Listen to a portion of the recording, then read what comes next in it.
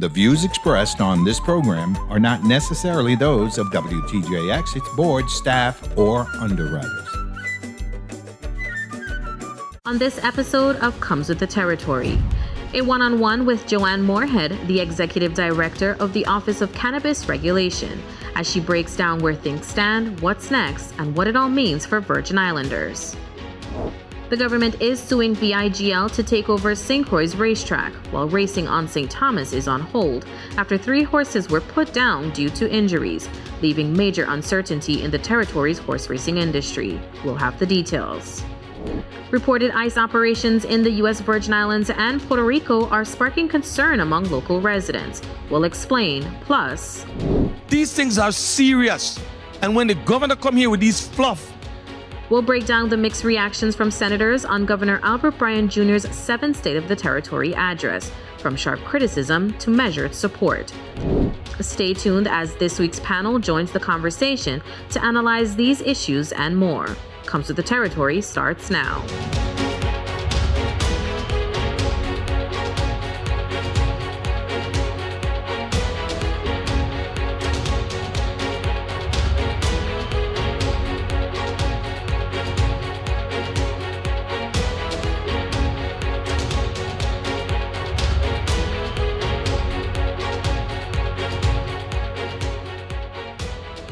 Welcome to Comes with the Territory. I'm Marcelina Ventura Douglas.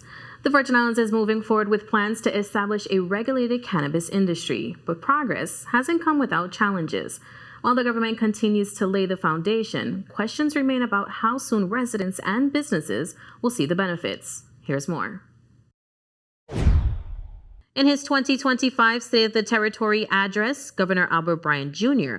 outlined progress under the Virgin Islands Cannabis Use Act, highlighting key achievements in building a regulated cannabis industry, including an enforcement unit set to be active in February. Additionally, we have made it easier for medical practitioners, patients, and sacramental users to register online with the Office of Cannabis Regulation. As a result, residents who use cannabis for medical purposes are now legally registered and growing their own cannabis at home for their use. This quarter, we will open applications for cannabis cultivation licenses, followed by business licenses for dispensaries. Manufacturers and other sectors within this growing industry will follow suit. We are building a regulated market that ensures a safe and accessible cannabis industry. While progress has been made, the rollout hasn't been without challenges. The Office of Cannabis Regulations faced criticism for delays in approving rules and regulations, which weren't finalized until April of 2024, more than a year after the Cannabis Use Act became law. Beyond regulatory delays, logistical hurdles remain. All cannabis sold in the Virgin Islands must be grown, processed, and tested locally, with no option for importing products. Establishing certified testing facilities on each island and navigating inter-island transportation for cannabis products will play a critical role in determining the industry's success. Meanwhile, the OCR recently finalized a contract with a leading provider of seed-to-sale tracking. The system is designed to monitor every stage of cannabis production, from cultivation to sale, ensuring transparency and compliance as the industry develops. Joining me on set is Joanne Morehead, the Executive Director of the Office of Cannabis Regulations, here to discuss the progress, challenges, and next steps in rolling out the Virgin Islands regulated cannabis industry. Welcome to Comes with the Territory, Ms. Morehead. Thank you so much. Now, the cannabis industry has been some years in the making. Tell us about, the progress and where things stand right now. So, the governor hit it on the head recently in his State of the Territory address. I came on board in May, just after the passing of the rules and regulations. So we haven't quite had one full year with approved rules and regulations as yet. But we have online registration for medical patients, caregivers, practitioners, sacramental organizations, sacramental users. And so we are seeing some progress there in terms of people being able to apply for cards and register online. we were having St. Croix sort of beat us to the punch a little bit. They had the first practitioners and patients. St. Thomas, St. John District now also has 3 registered practitioners, 3 approved practitioners that you can find on the website. And so medical patients in the St. Thomas, St. John District are eligible, are able to go online and apply for their patient cards as well. One of the things, if you don't mind my saying, that a lot of people didn't realize if they didn't read through the whole Virgin Islands Cannabis Use Act or all of the rules and regs, registered medical patients that reside in the territory are allowed to grow for their personal medical use at home. There are plant limitations, there's site inspections required and things like that, but the fact that we don't have dispensaries, I know that is a question on everybody's mind, but medical patients and sacramental users as well, if they're registered, can grow at home for their personal medical use and personal worship use practices. And I know we spoke about, the governor mentioned it in his 7th State of the Territory address, and he announced also that cultivation licenses are opening up this quarter, now followed by dispensary and manufacturing licenses. What's the timeline that the territory can actually see, businesses up and running in the cannabis industry?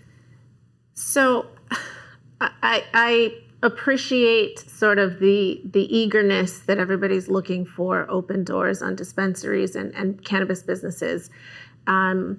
Unfortunately, there are just a lot of moving parts to being able to open a brand new industry here in the territory that really has an impact on just about every other government agency and department. And so we have to be careful before we roll this out, and we haven't sort of made our cross checks and made sure that the impacts will be, the negative impacts to other agencies and stuff like that will be mitigated, right? So we have to make sure that we're able to do the things that we need to do, which is ensure the safety of products. We can't have a regulated market without safe products. We can't, the government certainly is looking for a revenue generator, and we can't open the market without being able to collect those revenues the way that we are supposed to. The execution of the metric contract, I know that came out of the OCR this week. Yes. The contract was executed a couple weeks ago, earlier in January, and that is also a big step. It took, the press release very clearly said that the RFP was put out in November of 2023, and just unfortunately it took quite a while to go through the legal review process. But we finally got that executed, and that's another key piece, right? Because we have to be able to track the products in the territory. And speak to me about how that system is going to ensure that it's regulated and safe in the territory. So every cannabis business will be required to participate in the tracking of their product, right? So when we say seed to sale, what that means is that if you are a cultivator, there is requirements, and this is all outlined in the rules and regulations as well, so it's not a surprise.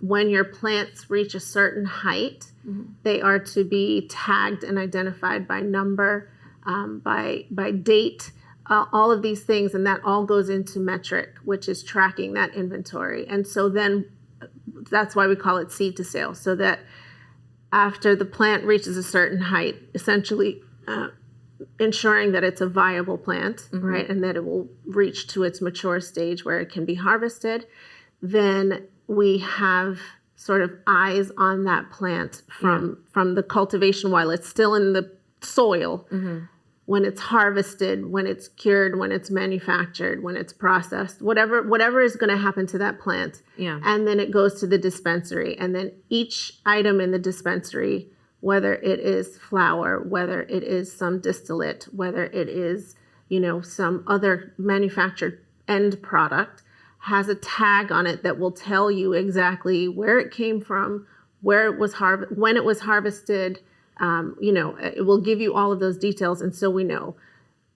in a regulated market, just like Yeah. everywhere else, there are limits to how much any one individual can purchase per day, and those kinds of things, so that when you go to purchase these products, it's tracked because you have to show identification, and then it's tracked, that this product that we've been tracking since it was in the Yes. soil has Okay. been purchased, and now, we can count that sort of Okay. out of the inventory. All right. Now, patients who are registered for medicinal cannabis can legally grow at home, as you just noted, but there's no legal way for them to buy seeds, right? How is OCR handling that issue? So I will say this, and I know, I believe I saw it in the Daily News yesterday. There is no requirement at this time for patients or sacramental users, because sacramental users are also allowed to grow at home for their personal sacramental use. There's no requirement at this time for them to prove to us or to report to us where they got seeds from. And I say at this time, if you look in the rules and regulations for cultivation, for example, there is a grace period where they're allowed to procure seeds, from wherever they So it's are kind of- able to. Kind of like a don't ask, don't tell thing as of right now. Yes. Okay. Obviously, once we have the span of businesses available, once we have cultivators, manufacturers, we'll have research and development licensees, dispensaries, then there should be, I would expect that there might be a change later on.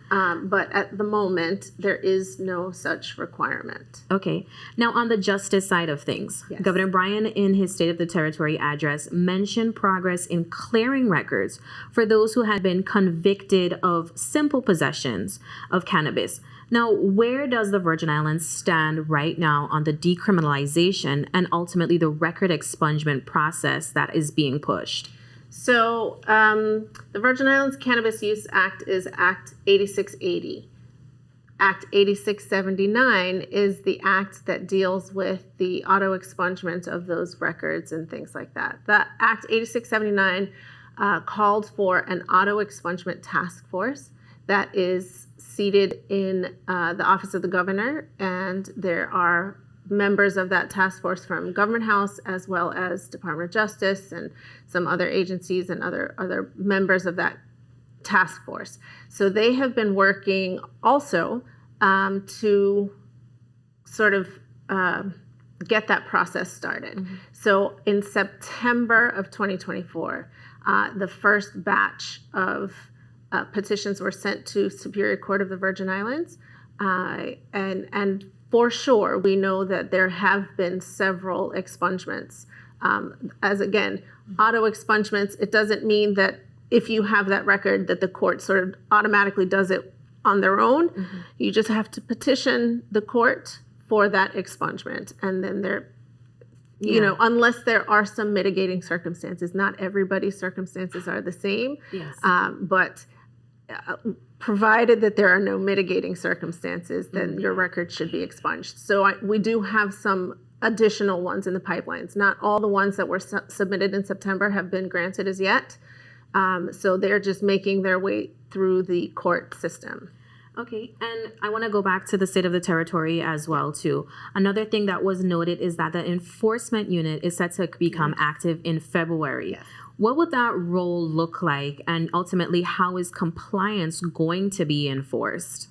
So we know that enforcement is key sort of to the whole industry, right? The whole regulated market program that the government is trying to set up is not going to work without adherence to the law and the rules. And so I'm very excited. It's been kind of a long haul, a very, very small office of one and then two. So now we are going to be onboarding our enforcement unit. They should all be on board by the end of February. And a really good, solid team. And I'm very excited. So the role that OCR enforcement plays, in the beginning especially, because we don't have any licensees yet, but obviously these are the signs, right, that we really are working towards having licensed businesses because we now have enforcement. I couldn't issue licenses before without enforcement, without anybody to check compliance. So we're really excited. And OCR plays a pivotal role too, and I'm working really hard with my team in collaborating with other government agencies. There are a lot of enforcement agencies in the territory. And like I said earlier, there's a lot of impact and cross collaboration that has to happen with other government agencies. So we're working really hard with those agencies to provide training opportunities. There's going to be a lot of training happening in the next few months, and just getting good, clear understanding of how it all works. Okay.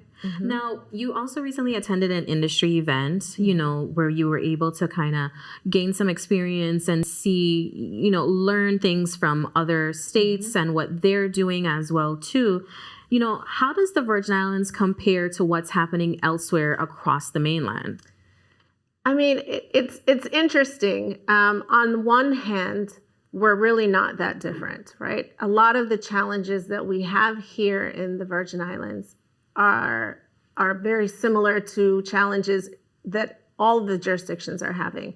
The biggest challenge, of course, I think for everybody is that marijuana remains a federally Schedule I drug, right? And so that comes with a host of challenges, and we're not immune to those challenges here in the territory. But similarly, we have a unique setup. We have the cannabis tourism, I know that we're really looking at. We have a culture, I think, that approaches cannabis a little bit differently. We were the first jurisdiction to make provisions and recognize sacramental use of cannabis. And now New York State is facing some push by sacramental users in their state to be recognized. And so, the Virgin Islands, I think, is really poised, and I hope that we can get it going fast because I know people are eager to see it really open up. Well, before you go, I want you to tell me 5 years from now, where do you hope to see the Virgin Islands cannabis industry? What do you hope it looks like? And what's one thing that needs to happen now to get it there? Oh, man, 5 years from now, I can't wait. I think that we will have a thriving cannabis market, and I would love to see that those who really use it for medicinal purposes have access to safe product that is helpful to improve their quality of life, their day-to-day quality of life, and to help alleviate their health conditions. I hope that we have a recreational population and a tourist population who can enjoy, if they choose to, in a way that doesn't interfere with those who don't, and in a safe way. I'm really looking forward to having testing facilities that can ensure that we have product that is safe for people to consume and not cause additional harm or damage. Well, we'll definitely have to bring you back as progress continues. Absolutely. Thank you so much. Thank you. Coming up, we'll hear from this week's panel. But first, let's take a look at the topics up for discussion. The Virgin Islands government is suing VIGL operations for failing to rebuild St. Croix's Randall Doc James Racetrack. Governor Albert Bryan Jr. announced the lawsuit during his State of the Territory address. It should be evident to everyone, we've done everything we can do, that VIGL does not have the wherewithal nor the resources to rebuild the track. Today, the Department of Justice filed a lawsuit against VIGL for the breach of a contract. We have the resources. We already have $12 million on our own, and we, the government, can rebuild the Randall Doc James track and restore horse racing to St. Croix. The lawsuit lays out several contract violations, including failure to provide an $8 million performance bond, make a $15 million investment, or secure the required permits. The government is asking the court to remove VIGL from the Racetrack property and transfer any permits the company obtained. VIGL's original 2016 agreement included racetracks and casinos on both islands, but after legal battles, the deal was amended, leaving VIGL responsible only for St. Croix. A revised deal set firm deadlines and committed $5 million in government funds, but only if construction had begun. That didn't happen. VIGL missed its groundbreaking deadline in September of 2023 and later claimed it needed a casino permit first, but the government disagreed. That license was approved in April of 2024. By May, the government warned VIGL of major contract violations, but nothing changed. A hearing is set for February 27th, but the government isn't waiting. It's asking the court to remove VIGL immediately and impose daily fines for contract breaches. For now, St. Croix Racetrack remains unfinished, with no casino and no sign of horse racing returning anytime soon. Meanwhile, horse racing at the Clinton EFIPS racetrack on St. Thomas is on hold after 3 horses suffered severe injuries during races on December 22nd and had to be euthanized afterwards. The St. Thomas-St. John Horse Racing Commission announced that all racing is suspended until the track is fully inspected and any necessary improvements are made. In a statement, the commission said it consulted with veterinarians, jockeys, trainers, and track personnel to determine what went wrong. Possible factors include pre-existing injuries, the age of health of the horses, medication use, and the condition of the track. To address these concerns, the Commission is conducting a full racing surface evaluation, requiring pre-race veterinary exams for all horses, and working with a U.S. safety officer to improve protocols. The Commission is also advocating for the reinstatement of anti-doping regulations once the testing barn at the track is completed.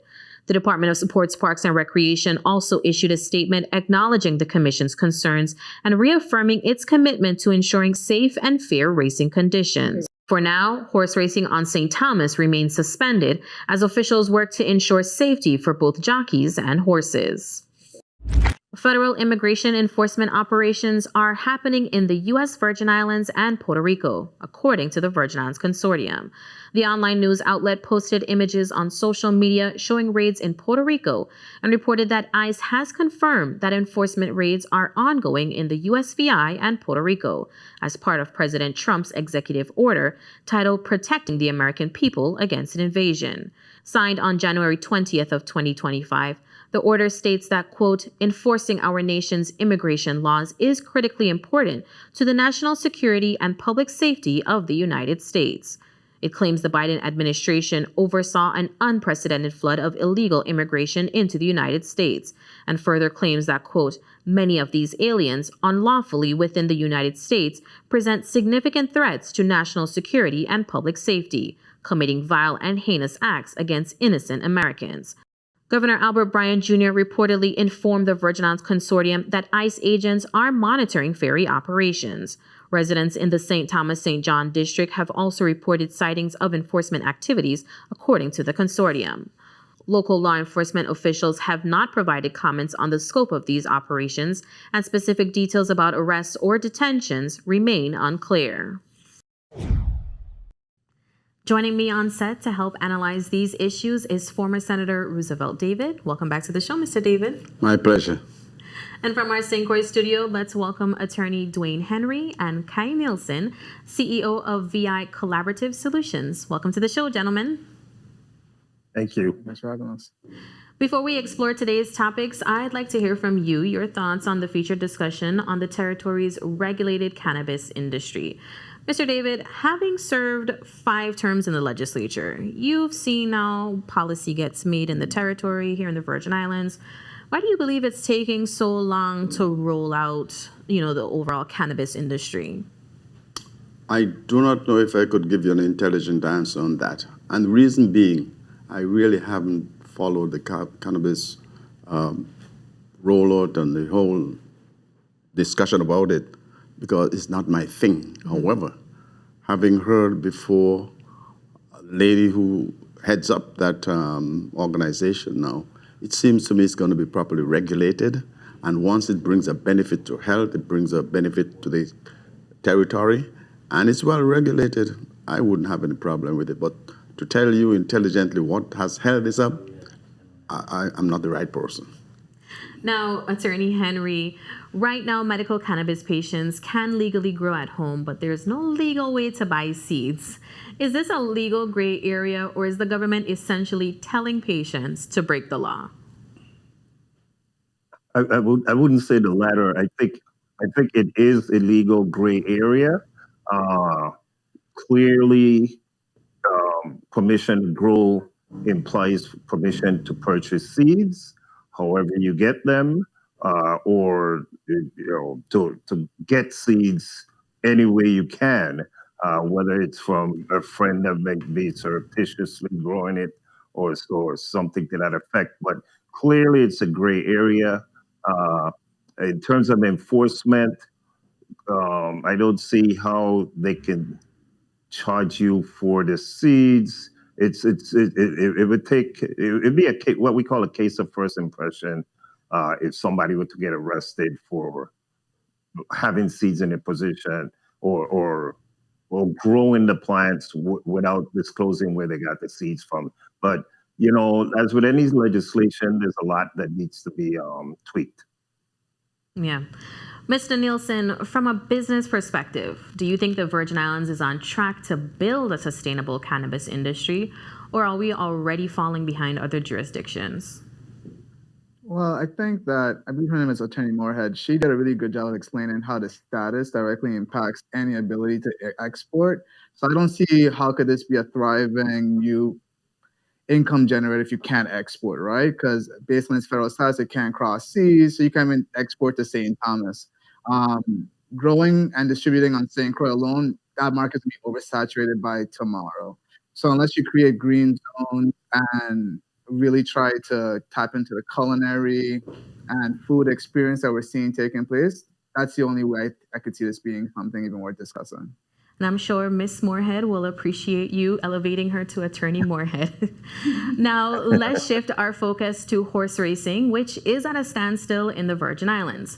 The government is now suing VIGL, arguing the company lacks the resources to build the Randall Doc James Racetrack on St. Croix. Attorney Henry, should the governor have acted sooner to sever ties with VIGL? I really believe that this VIGL issue has been going on probably a bit too long. I won't venture to say that the governor should have acted sooner, but more could have been done to prod VIGL. I think the process clearly shows that VIGL has hemmed and hawed throughout the process. The lawsuit that the governor signed is quite comprehensive, or that the governor had filed. Attorney Baker, I see her name on this. She's a very good attorney, but it's well constructed because this lawsuit calls for declaratory judgment, and normally you can't get declaratory judgment unless you've been harmed.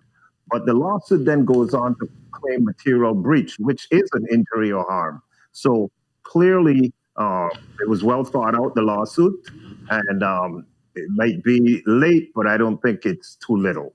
I think at this point, it's the appropriate thing for the government to do is to try to make sure that their rights, whether you agree with the lawsuit or not, I look at it as an attempt to exercise the rights of a contractor. That in terms of the two of them contracted, and if one of the contractors think that they have been wronged, the proper remedy is to go to court. Yeah.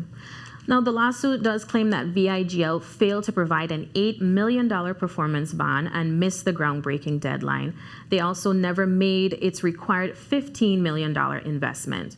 Notably, as I look here in the lawsuit, the VIGL had stated that they wanted to get their casino control license, and that was granted on April 18th of 2024, Mr. David, as we look here at the lawsuit. And they were approved that Racino license in April of 2024. They were supposed to do further things. More than 4 months now, as the lawsuit states, the Horse Racing Commission did not schedule a meeting in response to the government's request, and a hearing was finally scheduled on January 24th. Now, that's just last Friday, for February 27th of 2025. Why do you think these issues have gone unaddressed for so long, and does this point to a lack of proper government oversight? Well, I think that the governor's move has been very prudent, and I say this for this reason. I listened to testimony on St. Croix where VIGL was brought before the legislature. They seem not to have any of the answers that they were questioned about. Now, the governor took action now after almost 10 years because he doesn't want the outer world to look and think that the Virgin Islands is not open for business. It doesn't send quite a good message. And so last resort would be, I've got to take this action. I've gone all the way. I've done everything in my power. The government has done everything. You have not delivered. It's time to move on. Now, shifting to the role of the Horse Racing Commission, Chairman Dotson James told us that since the St. Croix Horse Racing Commission was reestablished in late 2023, they have not had a formal meeting. He says that's because they've been trying and failing to get VIGL to meet with them to assess where things stand with the Randall Doc James Racetrack. Mr. Nielsen, what do you make of the Commission's approach to this situation? Well, I think it's way more nuanced than it's being laid out. I think you have to look at the origin of this relationship between VIGL and the territory, keeping in mind it started, I believe, with the MAP administration. And a lot of these things were kind of like handshake deals. I believe the dad passed away. Mr. Dubuque was here, and he was doing his process, and he just didn't seem to be as into it as possible. You also have to consider where the governor is looking at. If he's seeing that these investments are being made by the same company in other islands, why aren't they happening here? I think these dynamics cannot be overlooked, as well as the local dynamics, right? You have people like Chuck Knight, who clearly is our leader in that space, and the back and forth that's happening internally, because I would say that many of our local horsemen feel like they have been having great and fruitful conversations with Mr. Dubuque and his team. However, when we don't see movement, I think it's the governor's mandate to make that movement happen. He also ran on making sure he's going to have horse racing. I think we've seen both the foils and the ills of moving that fast, right? So what we're seeing in St. Thomas is probably due to the fact that that horse track wasn't constructed the way it ought to have been if it had more time to do so. So I hope I answered your question there. While St. Croix's racetrack is tied up in court, horse racing in St. Thomas has also come to a halt after 3 horses had to be put down after suffering injuries on race day in December. Hugo Hodge Jr., chairman of the St. Thomas St. John Horse Racing Commission, said the suspension was necessary to allow the commission to put protocols in place to ensure the safety of the animals, the jockeys, and everyone involved. Here's more. We'll let some experts come in, evaluate the surface, also evaluate the safety protocols, take advice from them, and make it clear to the horse owners and the trainers that the vet has the ultimate jurisdiction to scratch a horse from the race if it's not sound. The issue with that is if they're drugged, if they have medicine in them that prevents them from reacting to what the vet does to test their joints, then they won't show that they're not sound. So the faster we get the tracks complete and get to the anti-doping being in place, the better for that part of it. Now, Attorney Henry, I want to ask you, in the rush to bring horse racing back, do you think the Clinton Phipps racetrack was reopened prematurely? I'm not, let me just go ahead and disqualify myself for being a horse expert, but I don't believe that was probably the case.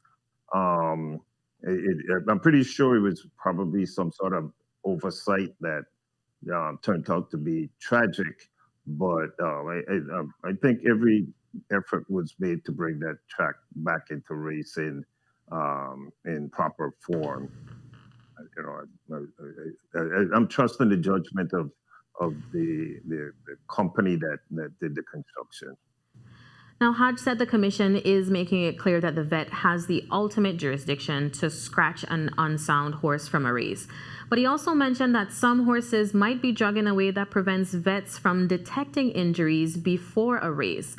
Given that anti-doping regulations are still suspended, Mr. David, do you think that that is a concern, and how big of a concern is this? Well, the fact that the track was, and I would say temporarily closed, is a reason to be concerned. But I understand that since the track has been open 9 months, 140 horses ran there. And of that 146 fell. And I understand that's not unusual. But every precautionary measure ought to be taken for safety purposes, because in any activity, safety should be the centerpiece of those activities. Attorney Henry, do you believe this incident could possibly affect public perception about the conditions at the Clinton Phipps racetrack? And if so, how do you think trust can be rebuilt? I think it already has affected that public perception. I want to, most horsemen and people will tell you things like this happens throughout the country. Several months ago, Santa Anita, one of the biggest tracks in the United States, had a rash of horse deaths, and that didn't shut down the track, at least not for any extended period of time. They fixed the issue, and I think right now we have enough time between now and carnival races to rectify what would the issue they determined to be at Clinton Phipps, and I think they'll get it fixed and they'll move on. But the anti-doping, though, that is the question you posed to Roosevelt David, that's a huge thing, and I think why it's suspended, I don't know, but it needs to be unsuspended because the integrity of the races hinge on anti-doping regimen. Well, I do want to say when I did speak with Mr. Hodge, he did note that in that December race where those 3 horses were injured was a bit, of a outlier, and that is the reason why, ultimately they wanted to get that track evaluated. But let's turn to a topic that's getting lots of attention online: immigration enforcement raids in the territory in line with President Trump's executive order protecting the American people against invasion. Governor Albert Bryan Jr. says the raids are already hitting local construction industry hard, and there is a fear of keeping some children out of school. Here's what he had to say on Analyze This. It is an immediate impact on the construction because that's where it's being felt most, because that's where we have the most workers, and that's what the immigration seem to have been targeting. So they're at the ports from St. Thomas to St. John, looking at the construction workers coming, going back and forth. We got a lot of people here registered in school, but don't really have a legal visa status to be in the Virgin Islands. So people are not sending the kids to school. There are rumors about people being dragged off the bus and all. It's not true. We have the Attorney General, Department of Education, my team is sitting down together, and they have some information for principals and teachers. The immigration officers are not allowed to come on the school campus and shake down the school. That's just a no-no. I don't anticipate that they'll be doing that, but if they do, we don't have to let them on the campuses. So if you're worried about your kid going to school, don't worry. Mr. Nielsen, what do you make of the governor's response to the impact on these immigration raids? No, I think it's spot on. I think he has a very comprehensive view of it. And I think he is threatened or feels the pressure that now a long disaster recovery process can be even longer when you lose your principal workers, right? But we've seen this before. And I think he's a historian for himself. And in 1970, 4,000 were deported on, I believe it was Evans. And here it is. If you compare that to what Hovensa or Limechee was doing at its low tide, that'd be taking its entire workforce away. So I do think we have to be prepared for that and have the trained workforce to handle it. However, I'm not convinced that we do. And I think he's also not convinced. So this is something that's definitely worrisome for us as a people. Mr. David, as Mr. Nielsen just pointed out, how concerned should we be on the impact that these immigration raids are going to be having on the workforce here in the territory? It's very critical. This was a campaign issue by the president, and he's making sure that his promises are coming through. However, I'm not certain how well thought of that had been, because the entire economy is already being impacted. I am told that people who came over for the State of the Territory address and stayed at certain hotels, they had apologies coming from management all the time because they're saying, listen, we don't have anybody to clean the rooms. So not only the construction industry, the hotel industry, even people who are taking safaris are having difficult time getting to work. Some people have gotten to work 2 hours late as a result of this. So it's a concern. It has to be a concern. The entire economy is going to be hit, and hit really hard. Mm-hmm. Attorney Henry, we're seeing some of these raids happening. Do you see these raids as necessary some people see these raids as necessary enforcement, while others call them heavy-handed. What are you seeing in terms of public reaction here in the territory? And ultimately, should we be surprised here in the territory, given that this was one of the promises the president campaigned on? Well, I think people should be very scared, because the president is dead serious. And not only that, but the people that are doing the enforcement that we have seen in the past. When I was a child at Christianside Grammar School, I used to watch immigration running the parents, not the students, but running the parents through the school grounds. So the governor's, assurance that they would not be let onto campus, we'll wait and see that. Because people in the Homeland Security Department, ICE and Customs, they don't feel they have to listen to local authority on anything. I mean, that is a fact with federal law enforcement. So they're going to come onto the campus whether we want to or not. There's some rights people should know, and these are not my legal advice to anybody, but people should you always have the right to remain silent. These ideas come from a Minnesota immigrant group. You have the right to remain silent, but this is the weird thing. When they come to you, they're going to have a warrant, but it's what they call an administrative warrant.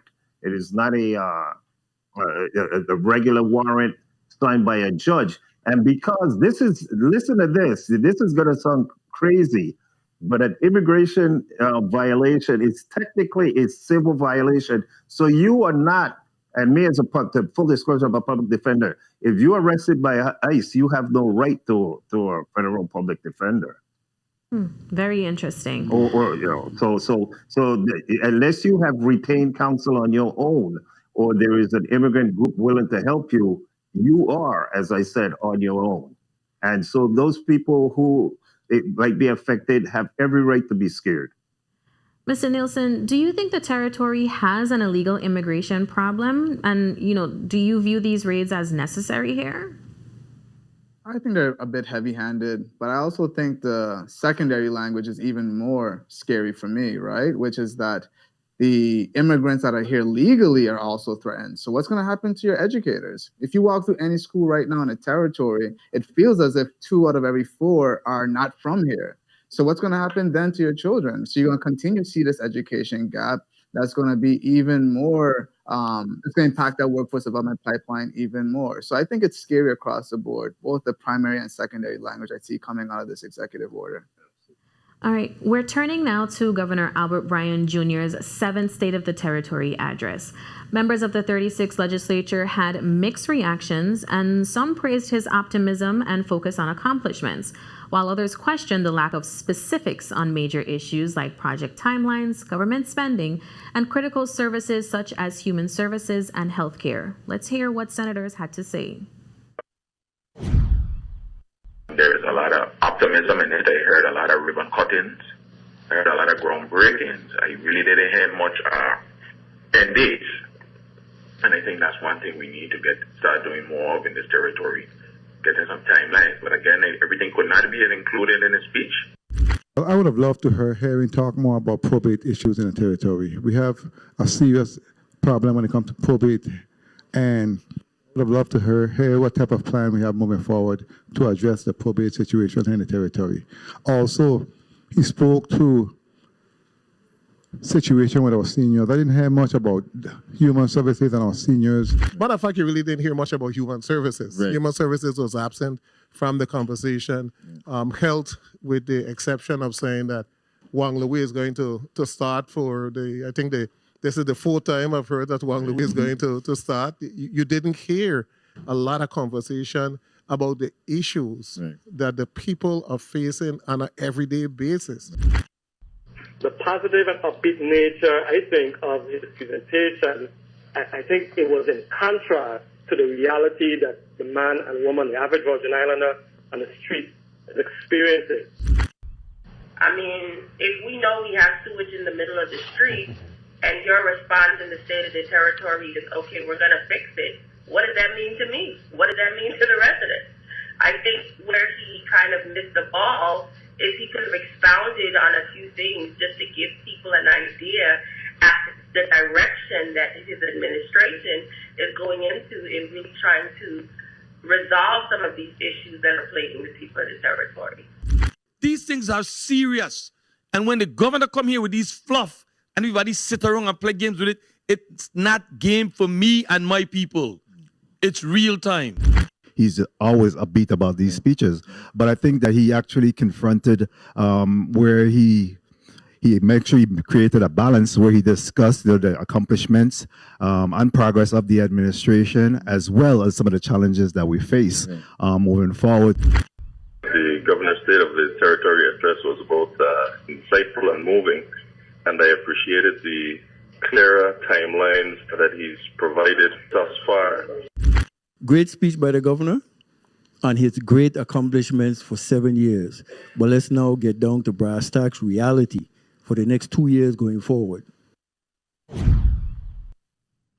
Mr. Nielsen, I want to begin with you. We just heard a range of reactions to the governor's speech. What stood out to you the most from their responses? I feel like they all seemed very critical of his inability to truly touch, I think, the average constituent. I think he's super eloquent and amazing at the financial and the numbers and speaking to the territory stakeholders, but those aren't the people that I think are being represented by our senators, which is why you hear such a backlash. What he's been able to do with the disaster and recovery is sort of amazing, right? Giving back almost $400 million in tax refunds, $40 million just in the past quarter. Looking how he was able to get another $16 billion on top of the disaster recovery. That's just amazing. However, that's not what really resonates with the people who are looking for what's happening in the grocery stores. So I think there's a lot of room for him to be a bit more critical of his agencies, especially DLCA, who I think is really dropping the ball. Now, Mr. David, what role ultimately does the legislature play in making sure some of these issues are addressed? You know, we hear some of the criticisms as well, too, both in getting things done and ensuring that there's enough funding to make it happen. What role do lawmakers play in this? They have oversight of government operations. And so they could call in the administration and ask them certain questions. They cannot direct them to do this or do that. But I want to address the fact that if the governor came down and brought gold to the entire speech, and you could actually see the tangibles, I am accustomed to some opposition, no matter what, for opposing reason. But in my opinion, the content was remarkably sound. For instance, 45 years, we have not had a hotel built here. One is going to be opening in May. St. Croix used to get, back in 2019, 60,000 passengers, cruise passengers. They're now getting 275,000. The cruise ships alone have generated over $250 million in revenues. The unemployment rate had gone down to 2.9 and held steadily at 4%. All that is very significant. And so senators have a role to play, and they're playing sometimes to their constituents. Hey, I want to hear you talk like this because I don't really care about the governor. So please hit. And so no matter what tangibles have been brought, there is going to be criticism. I lived it.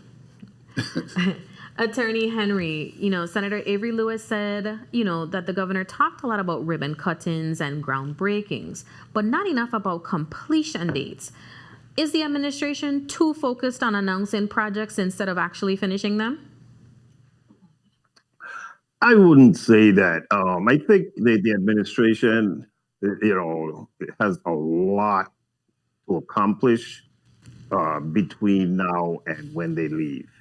And if they can get these projects started, we've been complaining, saying that nothing is starting to build, nothing is set. Now that things are starting to build, now the complaint moves to when you're gonna finish it.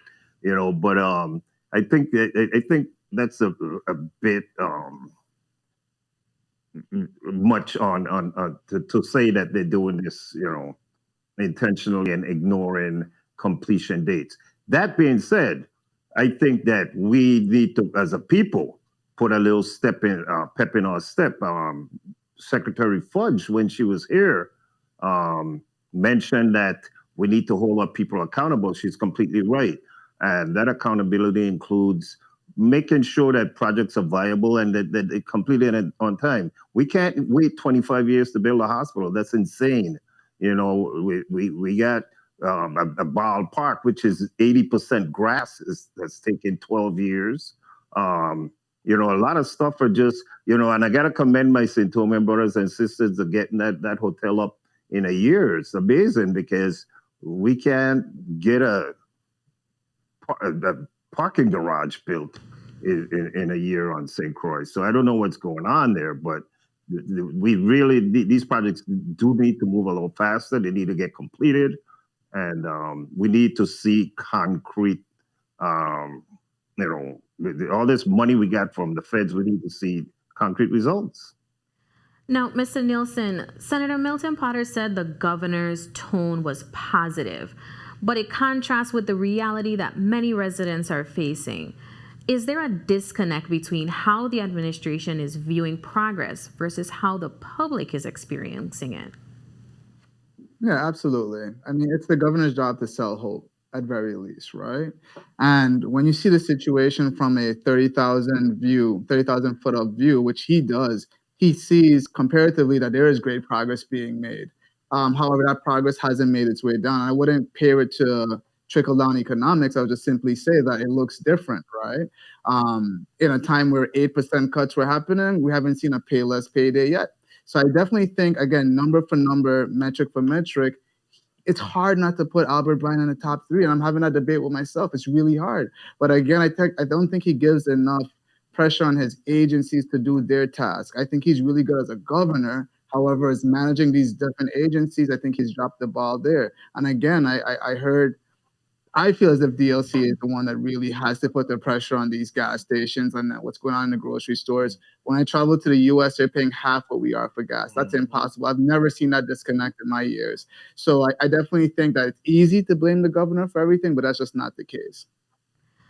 Now, Mr. David, one of the things that was noted by both Senator Kurt Viale and Senator Marvin Blyden was that human services was largely missing from the speech. Was that a major oversight on the part of the governor? If the governor were to speak about every agency and all the woes that we have, he spoke for about an hour and 45 minutes. He would have been there until now.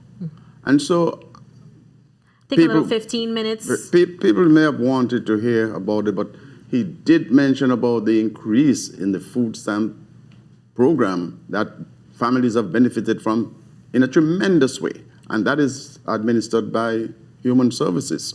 So I don't think he had left out. Maybe he could have expanded more, but I think that he would have been there forever, quite frankly. But the governor has done tremendous work. If we look at WAPA, what we were going through, the Wärtsilä's generators are now commissioned fully. And so we are benefiting from that already. We have the solar farms in St. Croix connected to WAPA already, selling to WAPA 8 cents to 11 cents per kilowatt hour when WAPA could only produce at 21 cents. That's a significant difference. And so our rates have not gone up, and they are likely to be going down because shortly in Fortuna, we're going to have solar system starting, and more on St. Croix. So we're seeing significant improvement in that area. So I got to continue to give the governor a plus. And I agree with my colleague from over there in St. Croix, what he just mentioned about the governor.